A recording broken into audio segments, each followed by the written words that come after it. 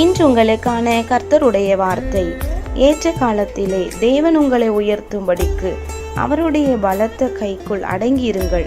1 பேதுரு 5ஆம் அதிகாரம் 6ஆம் வசனம்.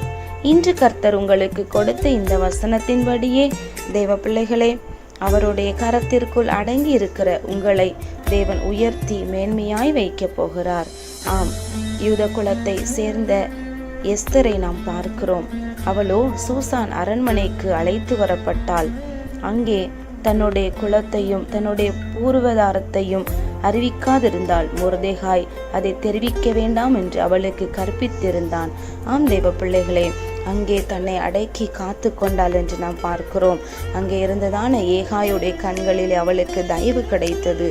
ஏற்ற வேளை வந்தபோதோ ராஜாவுக்கு மனைவியாய் ராஜாத்தியாய் தேவன் அவளை உயர்த்தி வைத்தார் என்று நாம் வேதாகமத்திலே பார்க்கிறோம்.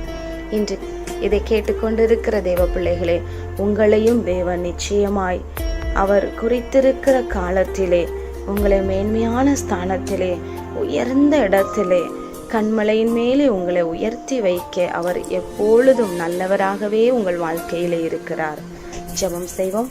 பரலோக பிதாவே, இந்த வீடியோவை கேட்டு ஜெபிக்கிறோம். உங்களுடைய பிள்ளைகளை அப்பா ஏற்ற வேளையிலே நீங்க உயர்த்த போகிறதற்காக ஸ்தோத்திரம். அது வரைக்கும் பிள்ளைகள் பொறுமையோடு உம்முடைய கரத்திலே உம்முடைய சமூகத்திலே அவர்கள் காத்திருக்கட்டும்.